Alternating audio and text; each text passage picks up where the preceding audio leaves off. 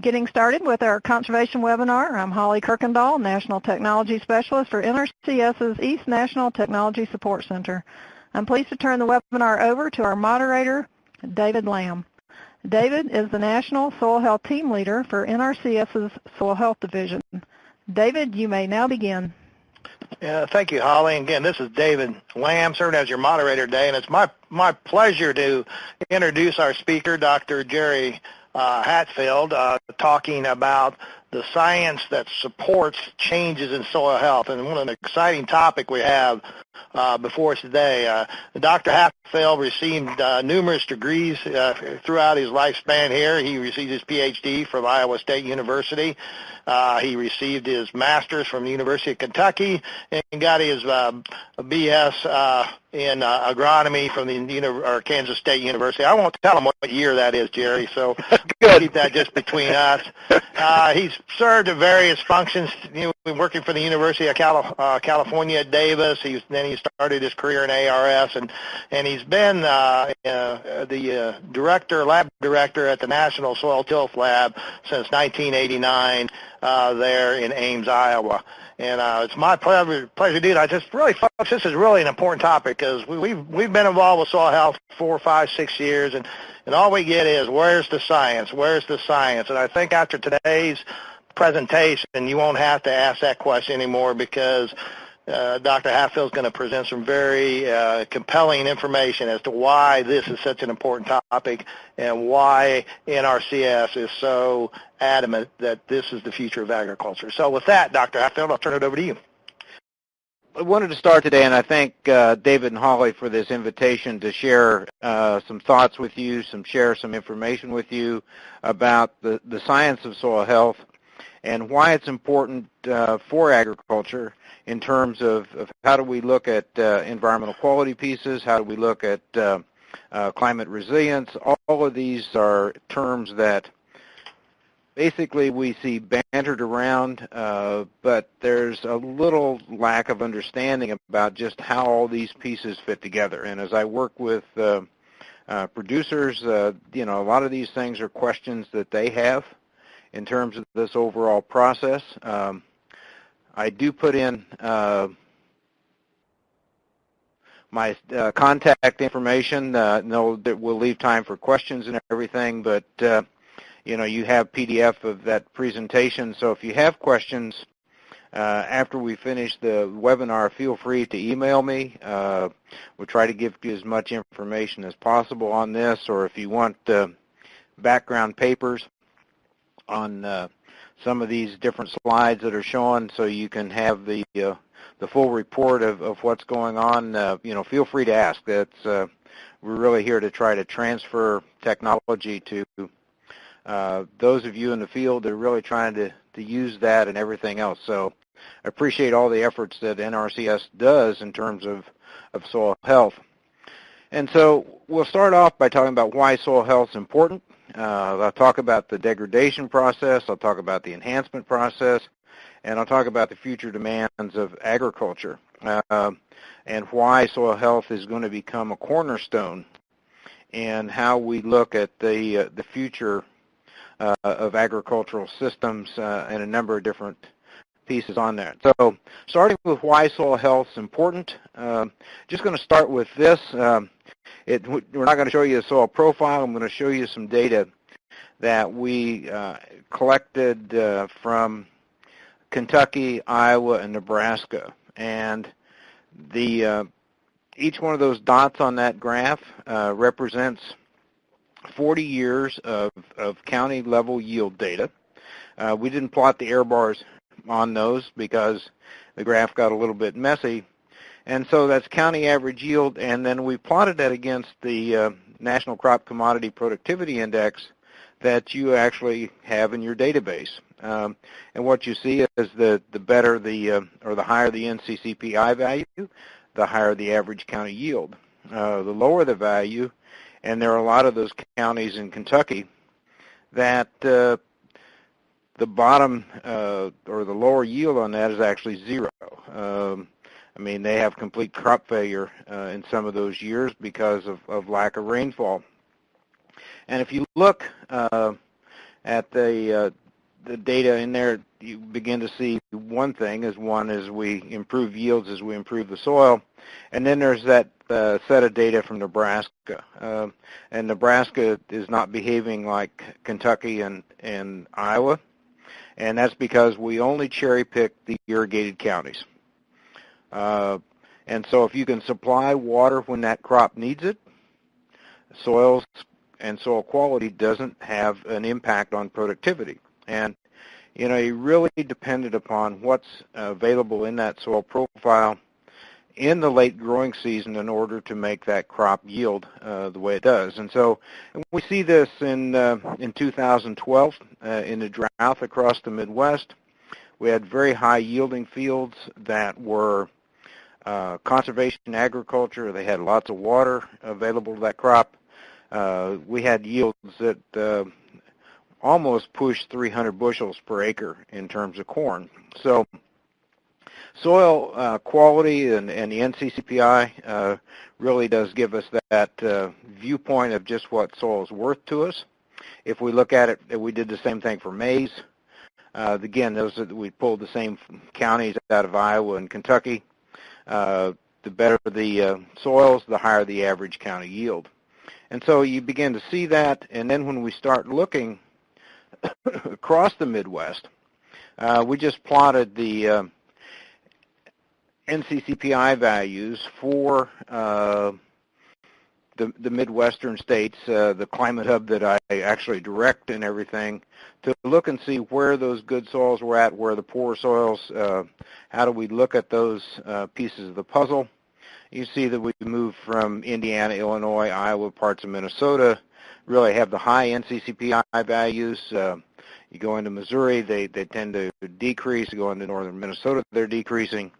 One of the things that from the whole climate perspective is that we're seeing this movement of the Corn Belt north and west into North Dakota and South Dakota, but part of the problem is that we're moving those crops into areas that have poor soils, and so, you know, we're not going to expect the high yields coming out of that. So one of the primary things that we're working with is, you know, how do we look at individual fields? How do we look at this NC CPI value across the Midwest in all of this? And so one of the things that, and just to point it in a different way, why this behaves the way it does, this is just a snapshot of a field. It's west of Ames. That graph on the picture on the left is from early August. We use a different set of indicators in looking at remote sensing. That field's fairly uniform. You can see some light spots in there. But then that picture on the right is 3 weeks later. It didn't rain in that 3-week period. And I plotted on there what the yields were. That upper part of that field, the light-colored spots, 25 bushels per acre. The dark-colored area of that field, 65 bushels. So we lost 40 bushels the acre because we didn't have rain for a 3-week period. And so we were reliant on what water was available in that soil profile. And so you begin to see the value of having increased water holding capacity in these soils, particularly during the grain filling period, and how that becomes important. We see the same thing. This is just a different colorized map. Again, we just colorized yield monitor data. The green area, very low yields, comparatively speaking. The purple area is the higher yields across that field. And again, those green areas are water limited in all of this. So what we're beginning to see across the Midwest is that having extra water storage capacity in that soil profile pays dividends in terms of our capacity to produce profitable crops, to begin to look at it from that perspective. And how do we look at this? We've got multiple pictures of that same field over time in terms of the yield, and we always see that those green areas are pretty stable across that unless we get that perfect growing season. where we get the late summer rains that are out there.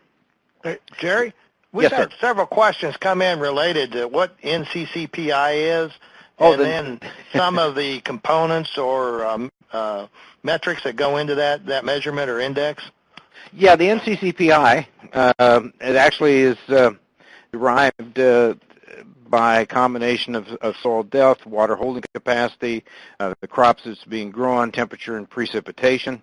If you go on your website, you can pull down the actual publication that derives the NC CPI and all of its forms and everything else. So we've been trying to work with the authors of that to continue to improve that, look at how that might change over time with more variable precipitation. But it's a combination of soil depth, water holding capacity, precipitation regime, a number of different factors that go in that. But the biggest thing is the soil water holding capacity. Thanks. I think I helped clarify. Yeah. Sorry, I just assumed everybody in NRCS knew what. One quick reminder to folks, I forgot to mention this at the beginning. If you have a question, go ahead and type it in, and we're going to be kind of working throughout the presentation here, asking questions as we go along. And another question real quick, Dr. Hatfield, does it only deal with non-irrigated, did the NC CPI only deal with non-irrigated, or does it, no, I know she had Nebraska up there by itself. You can actually do it for irrigated soils as well. You know, when you're supplying water, the soil water holding capacity doesn't mean quite as much because it's refilling the profile, but it does give you an idea of what it all fits together from that standpoint. So. Okay. All right. Thank you. Yep. What we've been doing, you know, because we have this fascination with why yields are varying both on an individual field and a county field or county level, and then on a state level. And one of the things that we've been doing to look at sensitivity of crops to soils is the what we compute as a yield gap. And I'll just show you a couple examples here. This is maize or corn for Story County, Iowa. The solid line at the top is a statistically fit line, which really represents the optimum yields that we observe, what we call the attainable yield. We assume that there's really no weather limitation on that. The jagged line just below that is the actual yield that we observe coming out of NASS data. The dashed line below that is the yield gap, and that's the difference between the attainable yield and the actual yield. And so we can generate that, and we've actually generated it for all 677 counties for the Midwest for corn, soybeans, and wheat.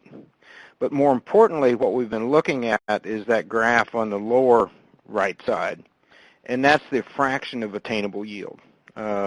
If you start looking at what we have on attainable yield, how much we fall short of that, what we're seeing is that we're losing 20% of our yield about 80% of the time. And it's due to short-term stresses. Short-term stresses can be beginning of the season, end of the season. Just give an example of one at the end of the season. You know, we may project that our ET demand is roughly 2 inches of ET over a 2-week period. We needed 2 inches of rain to refill that profile, so the crop wasn't water stressed.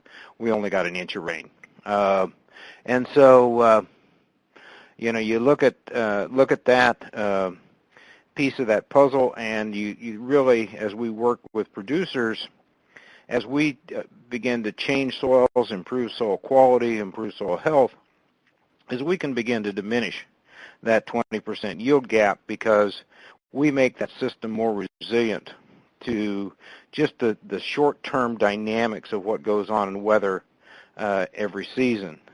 And if you look at this, this is Christian County, Illinois.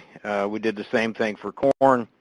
yield gaps are going up and down. Some of that is due to like 1993, 88 in the terms of the drought, 2012 with the drought and everything else.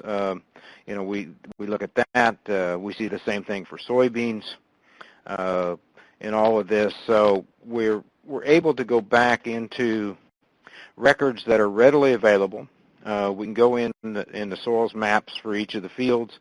We just finished last night looking at these yield gaps relative to the NC CPI for each county, and again, only based on agricultural lands, and begin to look at the relationship between the yield gap and the NC CPI. And what we see is that, again, the relationships are fairly consistent across states. The poorer the soils, the greater the average yield gap that we see over time, because those soils are just more sensitive to weather variation. So we see that. We see the same thing. That's, again, the Christian County, Illinois soybean yield gaps are anywhere from 0 to 15, almost 20 bushels per acre, and sometimes it's that 5 to 10 bushels, or that 20% yield loss that we see, is profit. That's what takes a field from being non-profitable to profitable. And so now we can start thinking about an economic value on soil health and what that means from that standpoint. The other thing that we've been looking at is an entirely different vein, but looking at what causes losses of in crop productivity, and we went back into crop insurance data, and this is from 1989 to the present across the Midwest. And what we see is, in the terms of the top claims, is that our top claim across the Midwest is excessive moisture and precipitation. That's not flooding. That's just excess, the drowned out spots in fields, the poor stands that we get because of too much water in the spring, oxygen limitations on the plant growth and things like this, and drought. And drought, particularly late in the season. So those two claims account for 55% of the insurance claims across the Midwest. So those really become part of how we would manage soils. And again, if you think about improving soils across the Midwest, here's another economic value of this in terms of reducing the riskiness in a cropping system due to too much precipitation in the spring. Part of that's due to aeration problems, a number of different things that go with that. Drought late in the season. We don't get those big droughts. They tend to be much more of the subtle drought characteristics in all of this. That, again, it's that shortage of water that's there that causes a reduction in yield. And we see for corn, and we see the same thing for soybeans. Interestingly enough, that those two insurance claims, excessive moisture and drought, are the top two claims on soybean production as well. So again, it puts a value back on what soil is worth. So if you think about this, and you look at soils from a different perspective, I built what I call the soil degradation spiral. And it start off with something at the top that's poor land management, and you can put your own definition to what you think poor land management is. But one of the first things that we see change in that soil is the degradation of the aggregates. That upper half inch of that soil begins to change very, very rapidly. And so once we begin to see that aggregate degradation, so that soil begins to puddle, the aggregates are no longer stable, it's very susceptible to extremes, and that's what I have along the side in there. This is where we see a lot of crusting. One of the things that I've been telling producers, because they keep asking, how do I know that my soil is in good quality, is go out after a heavy 2-inch rain or 2-inch rain and look at what the surface of your soil looks like. If it's all puddled and everything, you probably have very low aggregate stability. Means that you're very susceptible to runoff, water and wind erosion. Once we start eroding that soil, then we influence plant growth. Once you influence plant growth, you influence soil biology. Once you influence the soil biology, you reduce yield, and then pretty soon you wonder where productivity of that soil went. You go back to that one slide that I showed you with from early August to late August.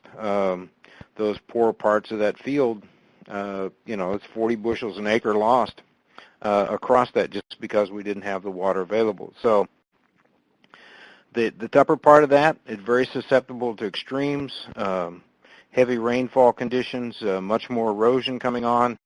And then the lower part of that is that that soil basically gives you that negative response to weather variation. And that's what we see with that 20% yield loss, because unless that weather is perfect, you're going to get nickel and dime to death in terms of productivity from that standpoint. So you just look at this in terms of these dynamics. And, you look at this, I asked the question, how much erosion is tolerable? These are just slides that we took in 2013 where we had lots of water in the spring, and then we turned off dry in the summer. These are all from Iowa. Upper left, you look at that, even below that green area, there's a lot of erosion in that. Down that side slope, there's a pretty big gully across there, a lot of sediment moving in there. And then the lower right-hand one is that we basically eroded everything down to the planter track across that. It's amazing that corn is still standing, and some of it isn't. But, we look at that in terms of how much is tolerable. Here's a slide that Roger Wolf from Ohio put together, just to characterize what 4 tons of soil loss means on a yearly basis. It's only 25,000th of an inch loss. But if you take over 40 years, that's a pretty big mound of soil coming off of 1 acre. So we look at that from that perspective. It's just like the soil degradation spiral. It accumulates over time. We erode those top parts of that field. How do you begin to look at that in terms of the dynamics? The other piece that we need to realize is that this poor land management and this lack of aggregate structure leads to increasing wind erosion. That there's a stump at the edge of that, by that fence post. There's over 2 inches of soil that's been blown and deposited on top of that stump. If you look at that field, and we back calculated how much soil was along the edge of the field relative to that field size on there, that's about between 3 and 4 tons per acre of wind erosion loss just south of Ames, Iowa. And so, you look at all this, in terms of losing that topsoil. That's where we have all the good aggregate structure. Used to have the good aggregate structure, all of this. So, Iowa's not supposed to have wind erosion, but, we're seeing it more and more just because of the changing climate that we have out there in terms of the overall processes. So this whole degradation process, starting with, how we degrade aggregates, how we become more susceptible to water and wind erosion, how we have yield that begins to be more variable within fields. All of this, really begins to change. And so then I built, to help everybody understand what's going to take to grade soils, to build them back up, is that we start that whole process by biological activity. That's the first step on this ladder that we're going up. And if you think about this, the mental picture is that degradation spiral is sort of like a slippery slide that it's easy to go down. The aggregation process going back up is like the Stairmaster. It takes work. It's going to take different processes. You're not going to slide back up like you slid down. But the first piece of that in terms of biological activity is that we build soil through biological activity, not by physical or chemical manipulation. Because we think about the biology, then we get organic matter turnover, then we get improved nutrient cycling. Those are what I call the invisible and dynamic processes that are going on. They're the things that happen within that soil. They have a lot of impact. And then you see the visible outcomes of that. You see the improved soil structure, improved aggregate stability, and then you see improved water availability in terms of the areas of the field not being as droughty at times and all of this. And at the end of that, you see increased efficiency of nutrient use. You see increased efficiency of water use by that crop. You see increased yield. And for the producer, you see increased profit. And so you have some very tangible outcomes of what that's worth in terms of this overall process as well. And so I want to spend some time just talking about biological activity from this standpoint. And we, excuse me, we build biological activity first by creating a microclimate that's conducive to allowing that soil biology to express itself. Because you think about what soil biology wants. They don't want anything different than what you and I want. They want food, they want water, they want shelter, and they want a stable place to live. And so you think about that,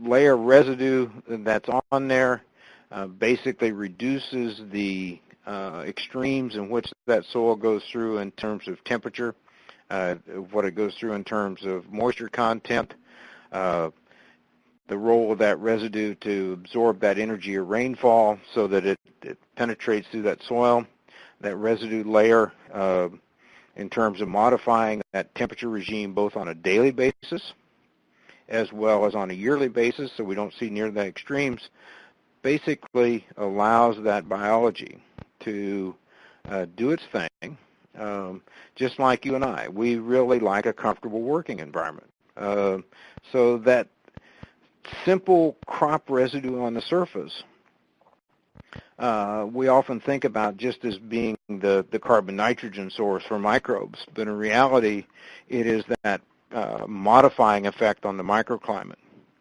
that has the first initial step in terms of basically creating a home for that biology to work. So then you get into the whole feeding process. You can see that there's an earthworm in there. You can't see the bacteria and everything else.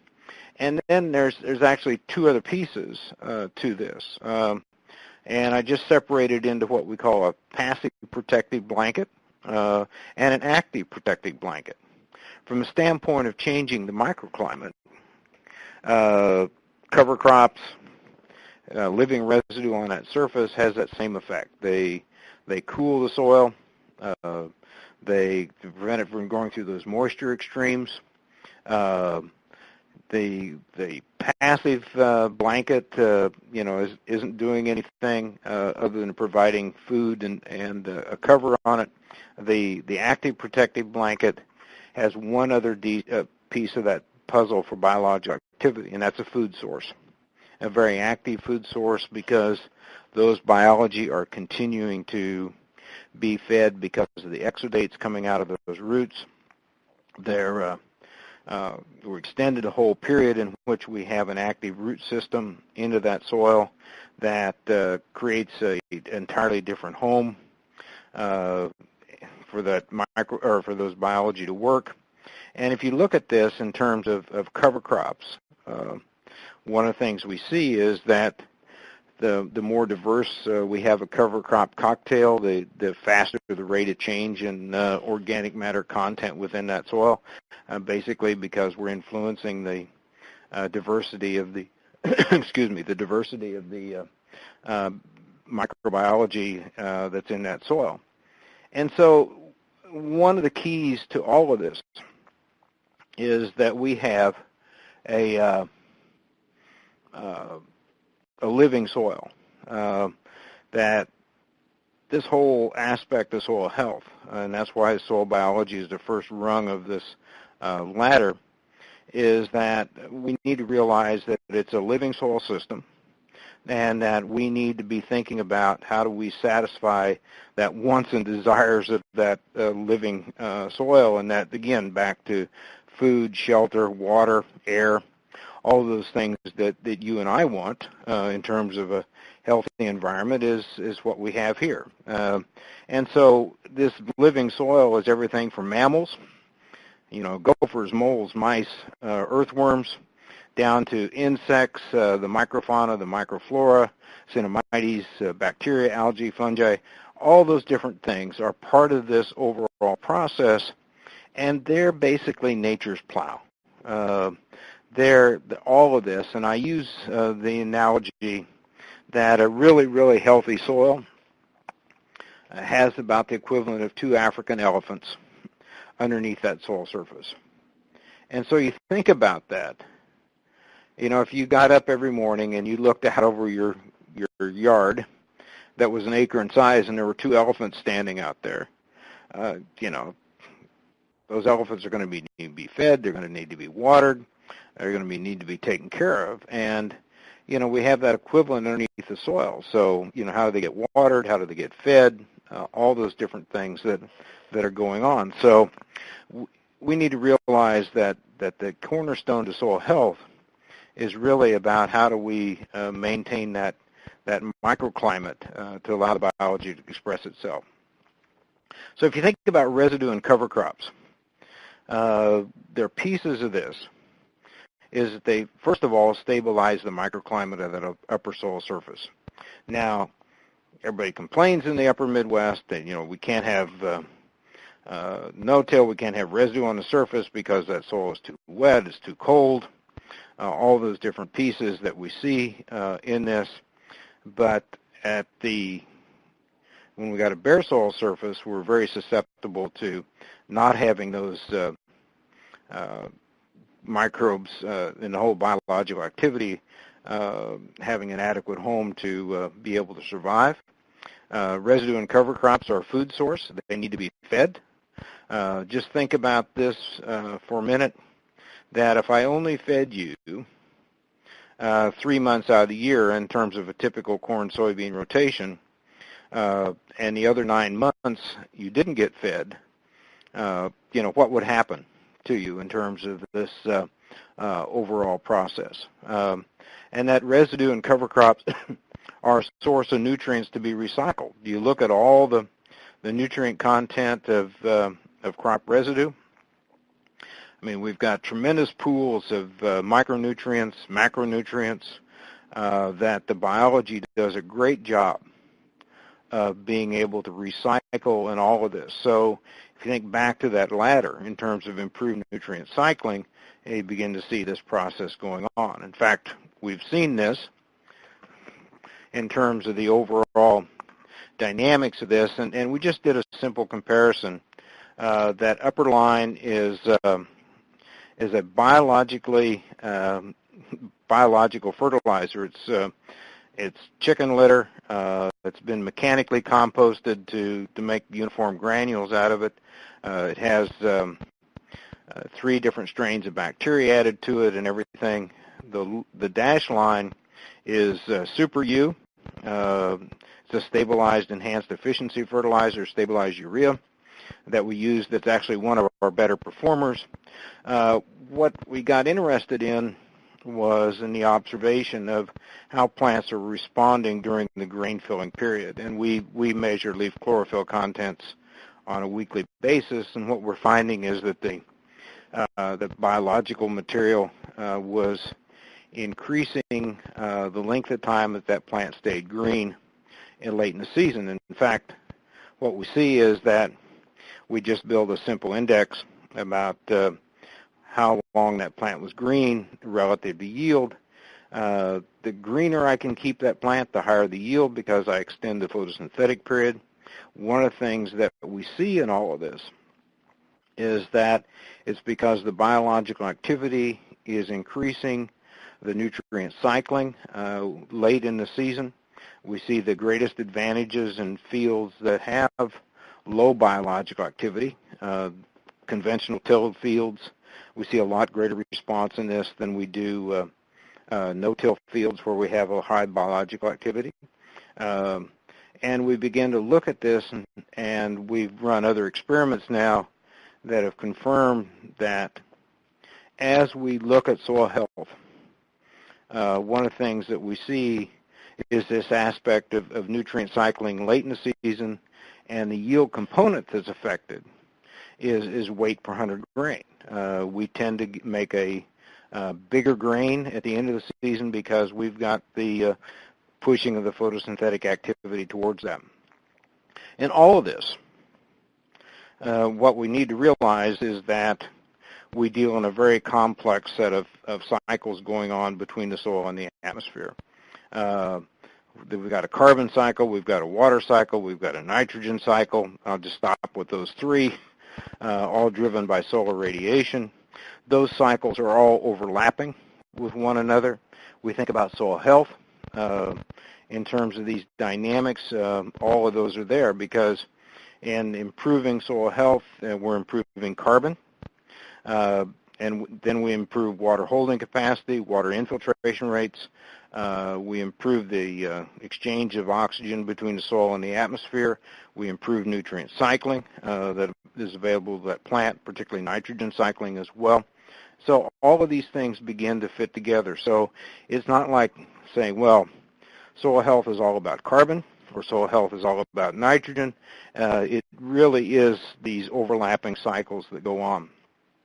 And if you look at this, this is a graph from Sy on a paper that he wrote and talking about the evolution of no-till systems.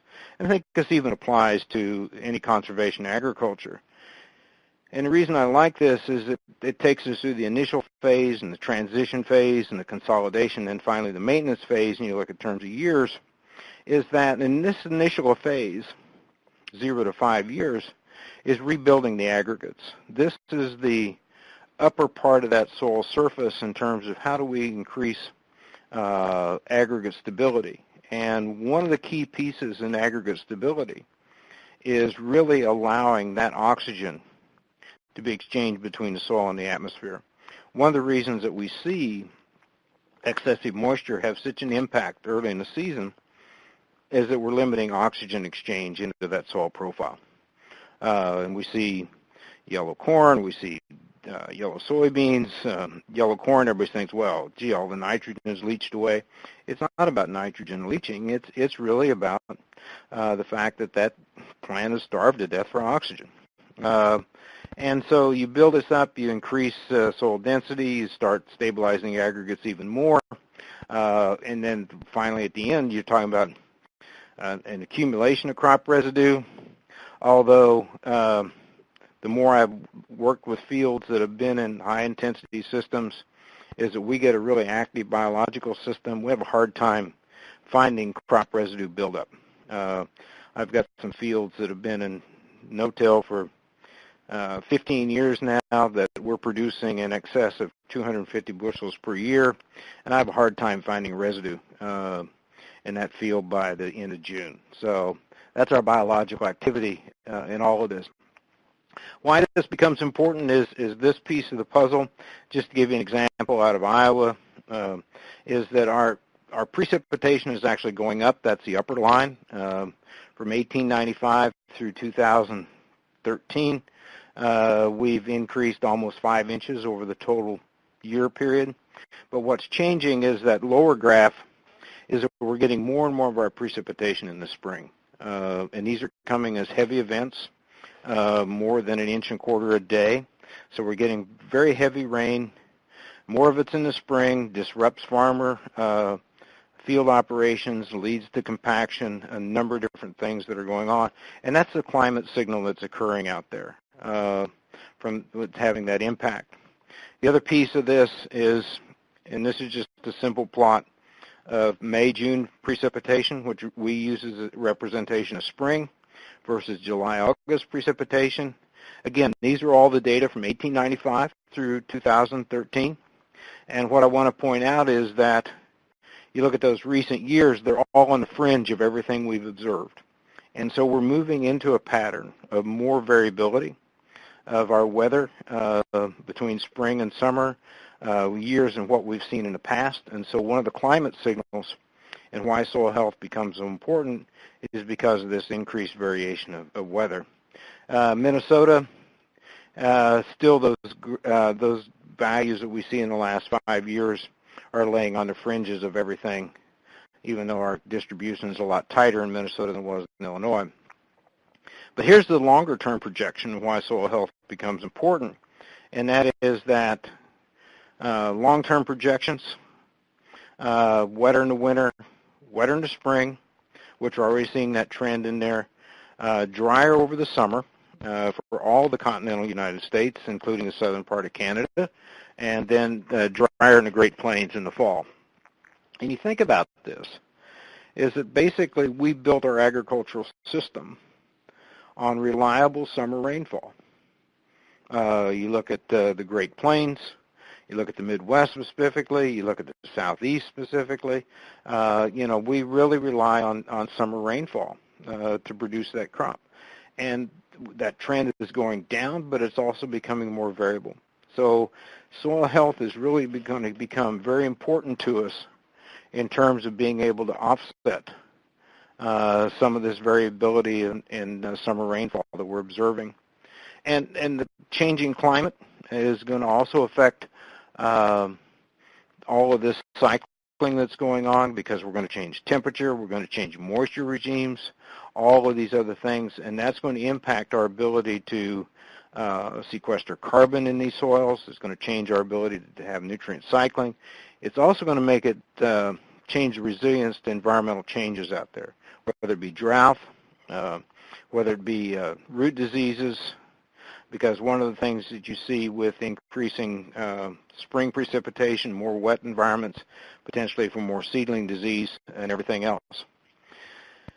So when we talk about the science of soil health, we often assume we can change soil health without considering that we first need to use soil biology as a first step.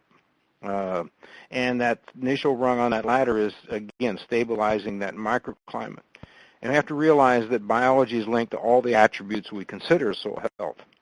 Sequestering carbon, improved nutrient cycling, improved water holding capacity, improved aggregate stability. All of those are linked to the biological activity that goes on within that soil.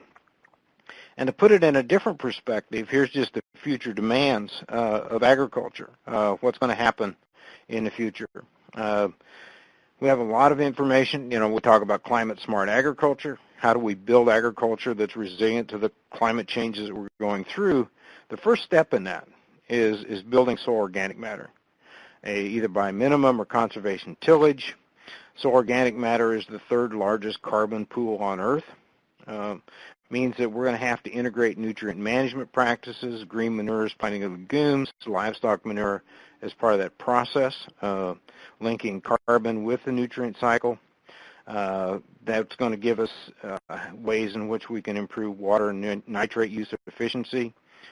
We can't always irrigate because we don't have the water resource for that. It says we're going to be reliable or rely on what we've got within that soil to withstand that. How do we think about water management? And soils become part of that whole water management complex in all of this. And then we've got livestock management that goes with that, because a lot of our land area is in grazing and pasture. And how do we think about restoring that for soil health as well? But soil climate-smart agriculture, and we've been trying to make sure that everybody understands that, is dependent upon water and soil management practices. They're the foundation of how do we build climate-smart agriculture. Soil health, soil quality is a key to that. Because here is one of the other future demands of ag is, this is the graph from the calorie needs, that light blue area on the right, from 2000 to 2050. If you really good at math, you find out that dark blue and that light blue are basically the same area. From the next 50 years, and now even less than that since we're already in 2016, is that we're going to have produced as much food over that 50-year period as we've produced from 1500 to 2000. And actually even a little bit more. And so it's really going to depend upon our soil resource to be able to provide that food production that we need. And on the same time, worldwide land availability is going to go down. It takes space to put 9 billion people and the infrastructure that goes with that. We tend to degrade a lot of our soils. We cover a lot of it up. That becomes a part of that. So it says that to produce the crops that we need in the future, we need to make sure that our land base is there. To put it in a perspective for you, we did a calculation the other day that by 2050, because of soil degradation, erosion, a number of different things, along with the infrastructure, cities, roads, et cetera, is that we're going to lose equivalent of 2/3 of the United States arable land around the world. And so that's a pretty big number in terms of thinking about loss of that. It means that every acre is going to have to become more efficient in doing this. So our challenge that we have and we try to look at is how do we enhance the soil resource through soil health? Mainly to increase water availability of that crop as the first step. How do we capture that variable rain that's there? How do we put it into a form that's usable by that crop or usable by that crop? How do we increase the biological activity to increase organic matter cycling and nutrient cycling? Begin that linkage between the carbon and nitrogen cycle. And to do that, we've got to create that stable soil microclimate at the soil surface that allows that biology to express itself. And then we also got to think about how do we protect that soil against extremes in climate. Seeing more and more heavy rainfall events that occur, that we have these very intense storms, and that's a signal that's occurring across the United States. 6-8 inches of rainfall in a 24-hour period leads to a lot of erosion. We see runoff events occur with less than an inch of rain, even a gentle rain at times, because our soils are so fragile. So we have some challenges, but we also have some great opportunities, I think, to work with producers, with their conservation plans, a number of things that you all do through NRCS in terms of this, to help the producers understand that improving their soil does improve their capacity to produce a crop, to reduce their exposure to the variations of weather that's coming on, improve the profitability of their crops, a number of different things that go with that. So with that, David, I'll entertain questions, and I see a lot of them have come in. So yeah, there's a lot of them here. I'm trying to cherry pick the ones that we can respond to. Thank you, Dr. Hatfield. That was, I could sit here and listen to you all day. I'm going to kind of take you back to the beginning there. This attainable yield, what exactly is that? I mean, are you cooking the numbers there, or what's that all about there? Now, would I ever cook the numbers? No. Actually, all that is in statistical terms, that's the upper quadrant analysis. What we do is we just feed that data into SAS. We tell it to fit a line through the upper limit of the yields. So that represents the frontier of those data points. You notice that line just touches the upper points on that graph. And what we use in all of this when people compute yield gaps is sometimes they use potential yield. And that's the genetic potential of that system under completely non-limited conditions. that becomes a very loose number because you don't know how all of the things work. We go back to the attainable yield and say attainable yield is the yield that we see when things were relatively optimum throughout that whole growing season, and you see that there's probably 5 or 6 points on that NAS data that probably represents that upper frontier. So that's more realistic, and you're telling me that 20% of every year, 80% of the time, most fields have a 20% yield loss because of lack of moisture. Yep, it's short-term water stresses. That is pretty amazing. So tell me, how does managing soil health, improving this whole thing about aggregation, how does that improve my chances of recuperating part of that 20%? That's a great question, and it's really a twofold aspect. If we maintain stable aggregates, we increase the rate of infiltration into that soil, and so we get a lot more movement of water into that soil profile, so that we can increase the capacity to store water within that because we're not running it off. The other thing that it does is that those aggregates also improve the oxygen exchange between that plant and the atmosphere, so that we're not stressed when we get to the very saturated conditions, so that plant's more actively growing and taking up water, cycling nutrients and everything else. So that combination of things really improves water use efficiency. We see a much greater water use efficiency in fields that we have greater aggregate stability because that plant is just functioning more efficiently. It has better root proliferation, better growth, all of those different pieces of the puzzle.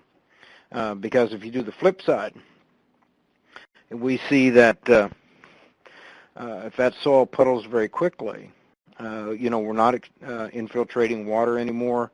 Thing about liquid water is you can't stack it up. It's going to run somewhere. And so we move it off of fields. Once we move it off, we don't get it down into that profile.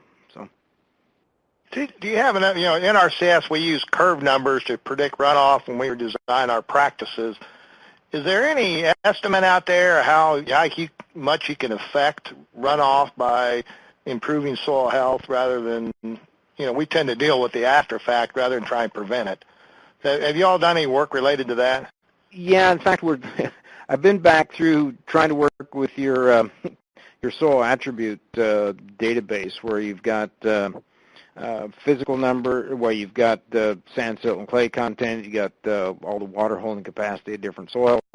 Go back and redo some of the things that Hudson did in the mid-90s, looking at the organic matter content, soil organic matter content relative to water holding capacity, and then begin to put it, put it into this whole thing with curve numbers, runoff rates, infiltration rates, things like this. So that's a piece that we're working on right now. So okay. There's about 250,000 observations in that database that we're trying to sort through right now. So okay. The idea of managing temperature, we always talk about cool, wet soils in the spring, but we don't think about the other side of it. Can you talk a little more about how healthy soils help to mitigate or regulate that somewhat? Healthy soils, if you think about the temperatures in all of this, that when we get a very, very stratified soil with, say, a crust layer or compacted layer near the surface, is that we tend to have a lot of those soils get very warm near the surface. They almost become discontinuous in terms of the rate of heat exchange going down through that profile. The more stable or the more aggregated we can make that soil, the more uniformly it warms up near the surface because of thermal conductivity, a number of different things that go on from that standpoint. But the biggest thing in all of this, and we're working on it right now, is maybe we're trying to warm our soils up too quickly, is that if they warm up more slowly, we reduce the rate at which we see mineralization, which is a biological process, all those different things going on. And so looking at it from a standpoint of managing temperature and water, and particularly in this early season dynamics, is not something we've paid a lot of attention to. We kind of assume there's cold, wet soils. But if we take and look at what we have in the microclimate of soils, and all we have to do is move that residue away a little bit like strip tillage, that soil warms up just as quick as if it had been bare for the last 2 weeks and everything. So, there's a lot of things that we can do about residue manipulation to create a seed zone that isn't as cool, and we change all these different dynamics that go on. So I think we've got a lot to learn about how do we manage residue early in the season to create that zone for that plant to grow, and yet not threaten, not have a negative impact on our aggregate structure because we're over-tilling at that surface. You use this word aggregate a lot. Can you kind of give us a brief description of what that is? And then I'm curious how far down into the soil profile can we actually change soil aggregation? The aggregates, most of the time that we see the aggregates are right near that surface, that upper inch of the soil, and that's where you see the real effects of biological activity. That's where the biological activity that's the glue that holds that sand, silt, and clay together. You think about one of the tests that's often run in soil health is the wet aggregate stability test. You take soil out of the field, put it into the thing of water, and you see how quickly it dissolves and everything else. Well, you think about that's what that soil is being exposed to during rainfall events. And so when you look at it from that perspective, once that soil begins to puddle, then we reduce the infiltration rate, we create that crust over there, and it only takes a 32nd of an inch of crust to limit water vapor exchange, gas exchange between the soil and the atmosphere. So that soil, once it becomes consolidated, is a pretty effective barrier. And so the better we can keep that aggregate stability, it's that little crumbly pieces of the surface, the better we have all these exchanges going on, water coming in and continuing to come into that soil. That's why we need the residue on the surface, is basically to break up that raindrop energy. Because if we think about that heavy rainfall, that residue layer getting down through there, if we don't protect that soil, then that raindrop energy is beating on it. It's basically a very aggressive wet aggregate stability test. But if we can use that residue, or plants, you see it during the summer, is that foliage above that surface is absorbing all that rainfall energy. You don't see near the puddling, late in the season as you do early in the season, where we don't have much protection across that surface. So, that's why I say go out and look at what happens in the spring under a 2-inch heavy rainfall and see what that surface, that soil looks like as a real measure of soil health. 2 more questions and we'll let you go. Okay. You talk an awful lot about Iowa here. What if I'm down in Georgia raising cotton and peanuts? Would I expect similar impacts like you were showing with your corn and 80%, 20% thing? Yep. Yeah. In fact, we're looking nationwide right now on a lot of that. We would actually see that maybe your yield gaps may be a little bit larger than the 20%. May go down to about 30% because the summer rainfall pattern, is a little bit more variable. Your soils have a little bit lower water holding capacity, but where we've looked at yield gaps and in different areas, we see that similar trend as well. We're trying to look at this from a, cotton is one example. peanuts become a little bit different because, it's very aggressive in terms of digging those peanuts out at the end of the season. How do you put those into a rotation that would build soil health up, prior to that peanut crop, and then how would you be able to manage that in that? So we're looking at that and keep extending our analysis out, because one of the things I really want to do, David, is put together an economic value of soil health across the United States for different cropping systems, and how can we build climate resilience into this. And one of the things that I haven't talked about, just because of time, is the effect on diseases in this, because we start getting these very saturated soils early in the season, and we see that then, really it makes a little difference whether we're in Iowa, Georgia, Florida, California. We get saturated soils that are cool, we tend to have a lot more disease issues in our cropping system, and so that becomes another part of this puzzle that we need to be thinking about. How do we look at these dynamics? Well, Rodney Rulin, a farmer in Indiana, says his soil health is worth, I think it's $90 an acre, $100 an acre, and which he farms 6,000 acres, so it's making him $600,000 a year. So and he's got some pretty compelling numbers if anybody's had a chance. Well, I tell you, that's I'm glad to hear that number, because I've been telling people that it's worth somewhere between $75 and $80. Yeah. So I'm glad to see that I've been conservative on that number. So. So, well, listen, I appreciate, I could go on and ask more and more questions, but we've run out of time, and we need to let our audience go and those, and we'll turn it back over to Holly here in a second. But, again, I appreciate your insights, and this has been a most informative presentation, and I just appreciate you taking the time out of your busy schedule. I want to remind folks that this is the second webinar in our soil health webinar series this year. On March 8th, we're going to have another ARS representative, Dr. Alan Franzubler. It's going to talk about integrating grazing into cropping systems.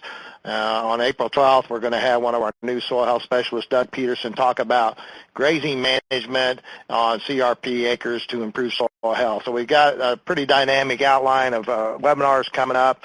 And with that, I'm going to turn it back over to you, Holly, for a closeout and instructions on how folks can get their CEUs. Okay. Thank you, David. And it's been a pleasure working with both you and Jerry today to present this webinar presentation. Thanks to all participants for joining in. I noted in the Q&A message that we had more than 600 people join today's webinar, so that was quite a training crowd for you, Dr. Hatfield. Participants, to provide your feedback about the webinar, and if you selected to earn CEUs, please return to your open browser window to continue the process that's offered by Step 2 at conservationwebinars.net. And because there were quite a number of logins, the page could load a little bit slowly, so please be patient as you do so. And that concludes our webinar presentation. Thank you all.